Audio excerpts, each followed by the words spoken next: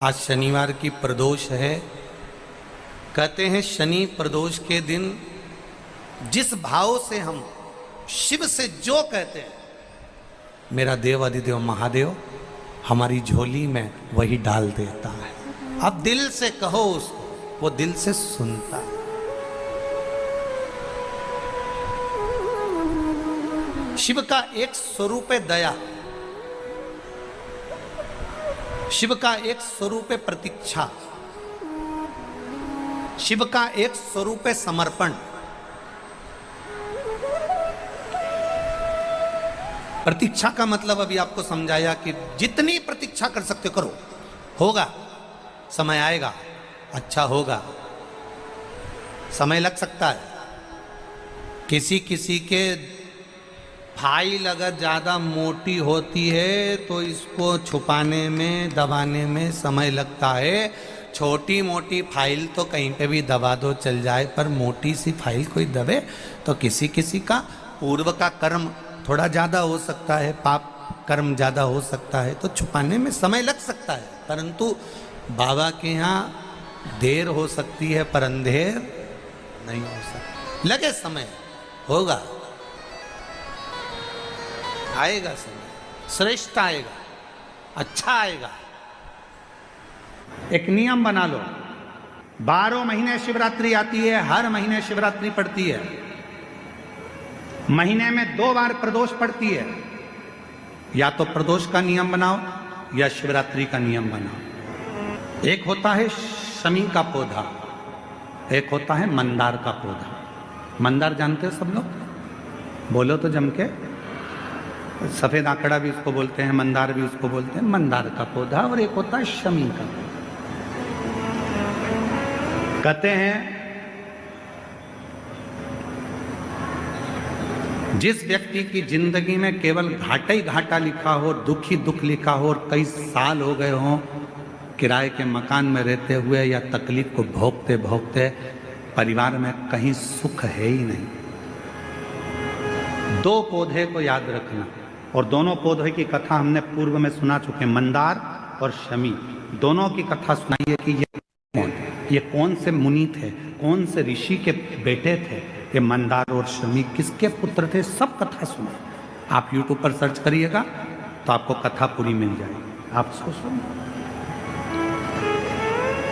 जिसकी जिंदगी में दुख ही दुख लिखा, कष्ट ही कष्ट लिखा, परेशानी परेशानी लिखी, तो मंदार और शमी ये 2 पौधे ऐसे हैं जो जीवन में सुख प्रदान करते हैं। एक काम करना चालू करो, थोड़ी सी मिट्टी शमी के पेड़ के नीचे की और थोड़ी सी मिट्टी मंदार के पौधे के नीचे की, दोनों को लाओ, अच्छा मिलाकर उसका एक शिवलिंग का निर्माण करो और उस शिवलिंग का पूजन प्रदोष काल में शाम के समय शिवलिंग के सामने 2 घी के दिए जलाकर, जैसी घर में पूजन करते हो वैसी की वैसी पूजन करो, आरती करो, थोड़ा सा भोग लगाकर निवेदन कर कर उस शिवलिंग का बाद में विसर्जन करो। 5 या 7 प्रदोष कर लो या 5 या 7 शिवरात्रि कर लो। आपको किसी के आगे हाथ नहीं फैलाना पड़ेगा। मेरा देव अधिदेव महादेव स्वयं भंडार भरना प्रारंभ कर दे, स्वयं शिव भंडार भरेगा। मंदार और शमी के वृक्ष के नीचे का वो फल होता है जो सुख देगा, जो सुख देगा।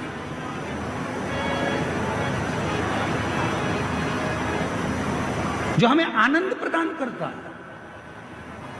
मंदार मतलब आप लोग जानते हो, वो सफेद आंकड़े की जो जड़ होती है, आंकड़ा होता है, उसके छोटे छोटे फूल होते हैं मंदार के, भगवान शंकर को चढ़ते हैं। और शमी की पत्ती तो आप लोग जानते ही हो, शमी का पत्र, इसके पौधे के नीचे और उसके पौधे, इसका वृक्ष और उसके वृक्ष के नीचे की थोड़ी थोड़ी मिट्टी प्रदोष काल में, या तो प्रदोष हो या शिवरात्रि हो, दोनों को मिलाकर उसका शिवलिंग बनाकर उसकी आराधना, उसकी।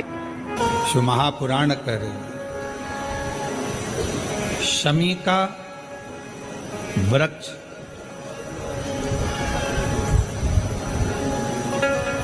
हमारे शरीर में जो रोग होता है, उस रोग के जितने भी तत्व होते हैं उनको शमी का वृक्ष खींचता।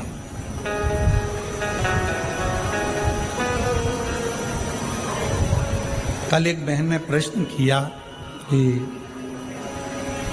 गुरुजी, आपने कहा कि शमी का जो वृक्ष होता है वो बड़ा हो जाता है,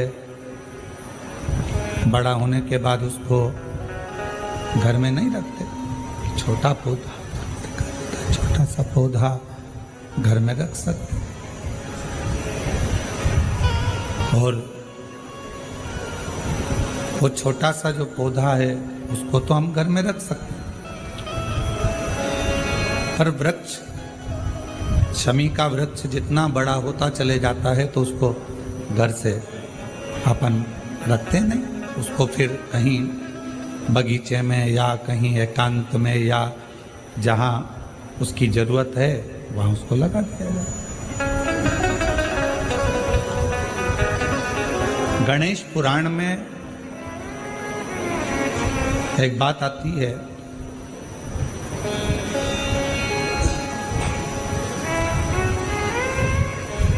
कि शमी का जो वृक्ष होता है वो रोग को खींच लेता, बीमारी को खींचता, तकलीफों को खींचता, दुख को खींचता, शरीर के रोगों को वो खींच लेता। तो शिव महापुराण की कथा में और गणेश पुराण की कथा से एक बात सीखने को मिलती है कि पौधा छोटा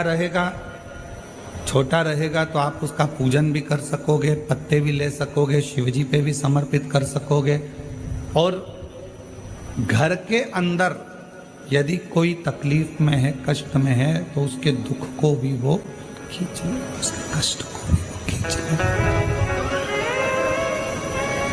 उसके कष्ट को, उसके दुख को खींच लेता है, उसके कष्ट को, उसके दुख को वो खींच लेता है। पर जैसे ही शमी का पौधा बड़ा हुआ, शमी का वृक्ष बड़ा हुआ, और उस वृक्ष के इर्द गिर्द से अगर निकल कर जा रहा है, शमी के उस वृक्ष के आसपास से, इर्द गिर्द से अगर कोई निकल कर जा रहा है, तो उसके भी रोग को वो खींचता है, उसके भी रोग को वो खींचता।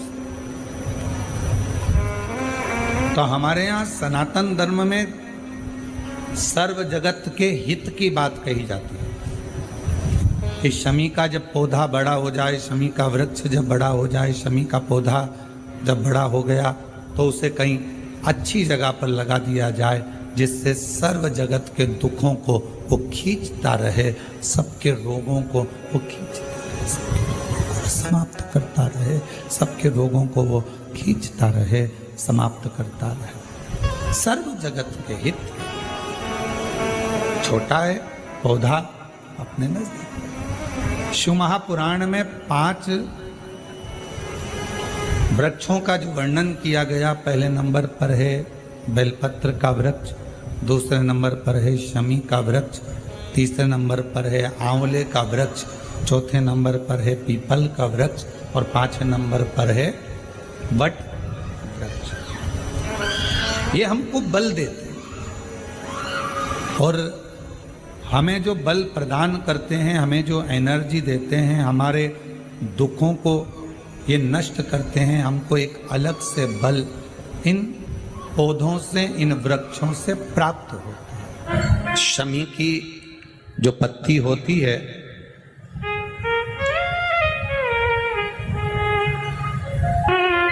शमी की जो पत्ती होती है, एक पत्ती में जितनी पत्तियां लगी होती हैं और एक पत्ती के अंदर, जरा ध्यान देंगे, जैसे इस पत्ती में ढेर सारी पत्तियां लगी हुई है, पत्ती में से भी एक पत्ती तोड़ोगे और एक पत्ती तोड़ने पर उस पत्ती को भी अगर गिनोगे तो उसमें बहुत सारी पत्तियां होती हैं।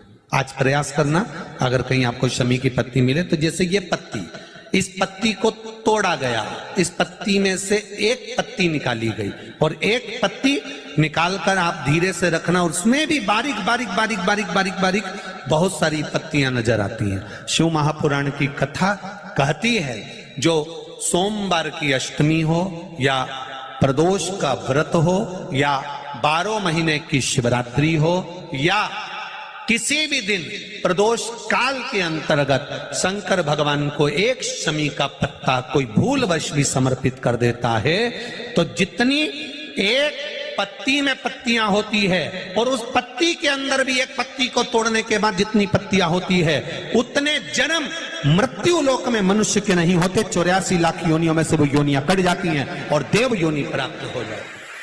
एक शमी पत्र की इतनी महत्वता है। शमी का जो पत्ता होता है, ध्यान से सुनिएगा,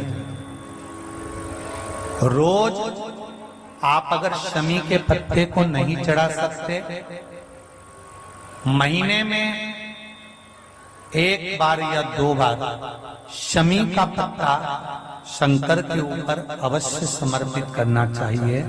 क्यों? शरीर में अगर कोई बड़ी बीमारी आने वाली होती है तो बाबा उस विष को समाप्त कर देते हैं, मात्र शमी का पत्ता समर्पित कर देते हैं। भले महीने में 2 बार चढ़ाओ, हफ्ते में 1 बार चढ़ाओ, तुम्हारा मन पड़े तो हफ्ते में 2 बार चढ़ाओ। ज्यादा बीमारी है, शमी का पत्ता एक शिवजी के शिवलिंग पर और एक पत्ता जहां से पानी बहकर नीचे गिरता है ना, जलाधारी में से शिवजी पे जल चढ़ाया।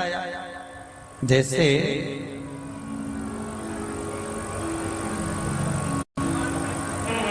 ये शिवलिंग, इस पर जल चढ़ाया तो ये पानी बहकर नीचे आता है, तो जहां गिरता है एक पत्ता शिवलिंग के ऊपर और एक पत्ता जहां से जल नीचे गिरता है वहां। अगर ज्यादा बीमारी है और ऐसा लग रहा है कि डॉक्टर कह रहे हैं कि तबीयत ज्यादा खराब हो सकती है, जांचे जाएगी, ये होगा वो होगा, तो एक पत्ता शमी का ऊपर, एक पत्ता जलधारी जो बहकर नीचे आती है पर चढ़ाना। शमी का पत्र रोग मुक्ति के लिए जब चढ़ाया जाता है तो भगवान शंकर का अवधूतेश्वर महादेव का नाम लेकर चढ़ाया जाता है। कौन सा महादेव? जम के बोलो जरा। अवधूतेश्वर महादेव का नाम लेकर चढ़ाया जाता है।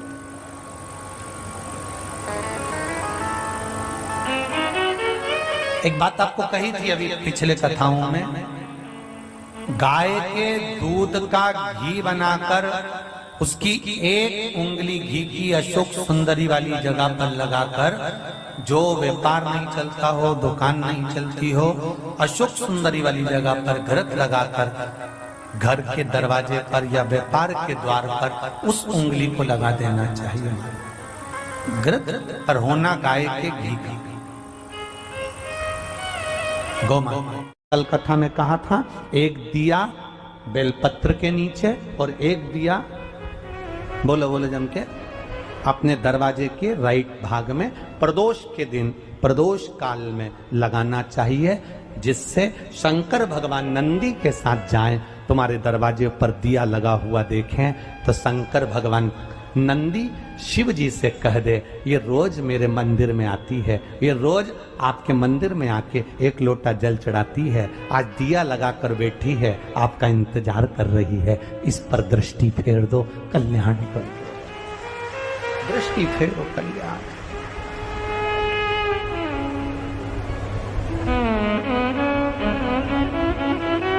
दिया लगाना मतलब प्रतीक्षा करना, दिया लगाना मतलब बाट जोना, दरवाजे पर दीप लगाना मतलब हम इंतजार कर रहे हैं बाबा का, हम बाबा का इंतजार। प्रदोष काल में, प्रदोष के दिन हमने पहले भी कहा कि एक दीप लगाना या जल चढ़ाना या शंकर को धतूरा चढ़ाना या चावल का दाना चढ़ाना या बेलपत्र चढ़ाना वो खाली नहीं जाता है। तुम्हारा प्रदोष के दिन, प्रदोष काल में लगाया गया दीपक एक ना एक दिन तुम्हारे घर में भी प्रकाश जरूर कर जाएगा। थोड़ा ध्यान दीजिएगा। मान लो मेरे बेटा बेटी कहीं अप्लाई कर रहे हैं नौकरी के लिए या अन्य चीज के लिए, तो वो अगर बेलपत्री के मध्य बेलपत्ती और ये दो पत्ती है, इस पत्ती के बीच की जो जगह होती है वहां यदि पीला चंदन और एक चावल का दाना लेकर हरीश्वर महादेव का नाम लेकर शंकर के शिवलिंग पर प्रदोष के दिन अगर चढ़ा देते हैं तो वो बेटा बेटी जिस एग्जाम को दे रहा होता है अच्छी मेहनत के साथ, लगन के साथ, तो निश्चित है वो उसमें सफलता पाता जरूर। हरीश्वर महादेव, एक बार बोलो कौन से महादेव? हरीश्वर महादेव। जब कोई कह दे कि तुम्हारी जिंदगी में दुख ही दुख है, जब कोई कह दे तुम्हारे जीवन में कष्ट ही कष्ट है, तब एक काम चालू करो, शिव की आराधना।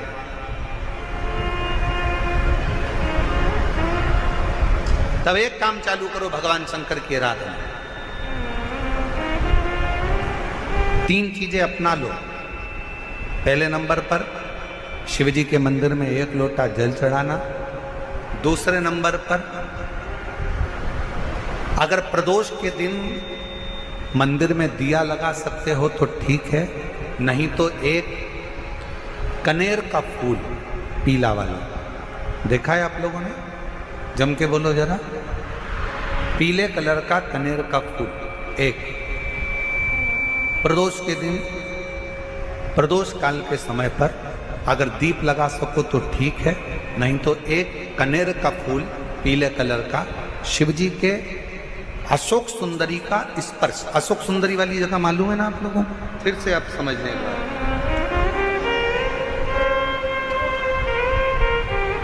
ये शिवलिंग, जलाधारी, ये चरण, राइट में गणेश जी, लेफ्ट में कार्तिकेय जी, मध्य भाग में जो एक मोटी सी लाइन होती है वो अशोक सुंदरी का स्थान होता है। जहां पर शिवलिंग रखा हुआ है ये पार्वती जी का हस्त कमल। शिवलिंग के ऊपर जो कलश में से एक एक बूंद पानी गिरता है वो शंकर जी की 5 लड़कियां, जया, विषहरा, शामली बारी, दौतली, देव। शिव जी के 6ठे नंबर की लड़की अशोक सुंदरी मध्य भाग में। जब एक कनेर का फूल प्रदोष के दिन, प्रदोष काल में अशोक सुंदरी वाली जगह पर स्पर्श कराकर शिव जी को समर्पित करना। 3 क्रम है, अगर बन सके तो करो। पहला 1 लोटा जल चढ़ाना। दूसरे नंबर पर अगर बहुत ज्यादा तकलीफ की जिंदगी चल रही हो, बहुत कष्टमय जीवन चल रहा हो और सब ने कह दिया कि तुम्हारी किस्मत में तो धक्के ही लिखे हैं, केवल आप धक्के ही खाओगे, तो एक कनेर का पुष्प प्रदोष के दिन, प्रदोष काल में अशोक सुंदरी का स्पर्श कराकर शिवलिंग पर चढ़ाओ। और बन सके प्रत्येक महीने शिवरात्रि आती है, जैसे कल शिवरात्रि है ऐसे हर महीने शिवरात्रि आती है। शिवरात्रि के दिन एक अक्षत, मात्र एक अक्षत, केवल एक चावल का दाना, एक दुर्वा के साथ शिव जी को समर्पित करना प्रारंभ करो। जिंदगी की कैसी भी तकलीफ होगी, मेरा शंकर भगवान उस तकलीफ को मिटाएगा।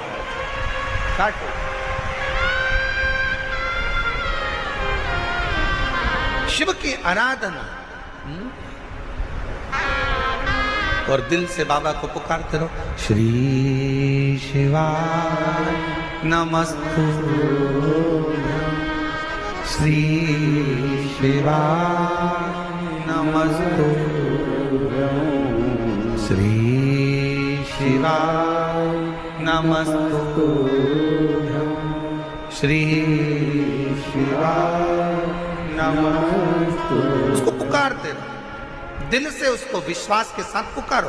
पार्वती जी के भाग्य में लिखा था कि इनको जो पति मिलेगा वो नग्न वेशधारी मिलेगा, जटाजूड़ वाला मिलेगा, भस्म रमाने वाला मिलेगा, पर उन्होंने, पार्वती जी ने शिव जी की आराधना करना प्रारंभ करी। और जब भगवान शंकर की आराधना करना प्रारंभ करी तो भगवान शंकर ही उनको पति के रूप में मिल गए। और जब स्वयं देव अधिदेव महादेव हमारे भाग्य में अगर आ जाते हैं तो बाकी के भाग्य की सारी रेखाएं अपने आप सीधी हो जाती हैं। शिव को पुकारो।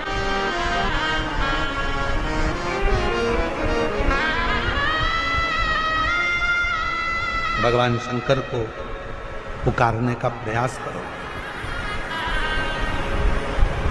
महाराज,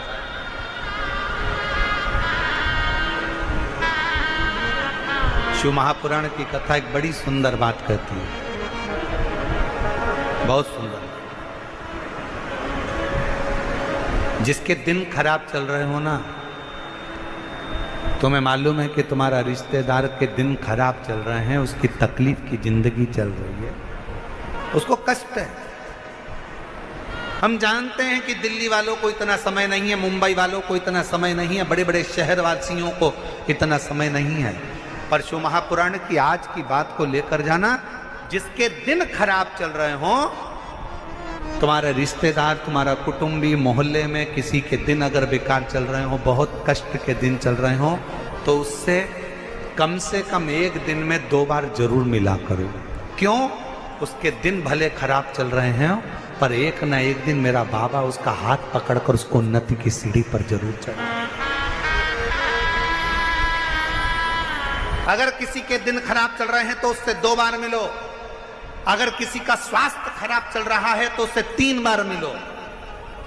चिंता मत करना, छोटी सी बीमारी है, ठीक हो जाओगे। चिंता मत करना, ऐसी बीमारियां तो आती रहती है, टेंशन मत लो। किडनी खराब हुई है, लीवर बेकार हुआ है, शुगर हो गई है, थायराइड हो गया, कैंसर हो गया, क्यों चिंता करते हो? 3 बार मिलो। किसी के दिन खराब चल रहे हैं तो 2 बार मिलो, किसी का स्वास्थ्य खराब है तो 3 बार मिलो। और घर में अगर बुजुर्ग माँ बाप हैं और उनके प्राण छूटने का समय है, तो शिव पुराण की कथा कहती है उनकी सेवा में 24 घंटे लग जाओ। 24 अपने बुजुर्ग माँ बाप की सेवा में, अपने बुजुर्ग माता पिता की सेवा में हर घड़ी लगे, हर पल लगे। प्रदोष का दिन हो और प्रदोष काल में आप अपने घर से जल और एक हाथ में घी का भरा हुआ दीप लेकर जिस दिन शंकर के मंदिर में जाते हो, शंकर को जल चढ़ाकर हाथ का स्पर्श जलाधारी पर कर कर शिव मंदिर में दीप प्रज्वलित कर देते हो, 26 प्रदोष का पुण्य फल उसी क्षण प्राप्त हो जाता है। 26 प्रदोष का फल एक ही दिन में, एक ही क्षण में प्राप्त हो जाता है। 26 प्रदोष। निवेदन सभी श्रोता बहन भाइयों से, कथा आस्था चैनल पर जो सुन रहे हैं, फेसबुक यूट्यूब पर जो सुन रहे हैं और पंडाल में बैठकर जो सुन रहे हैं, जिस दिन दिल से हारो ना,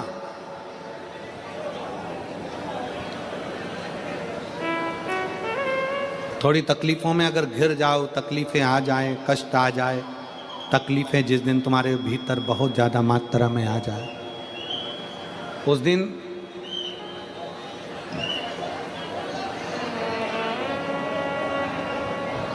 तीन बेलपत्र,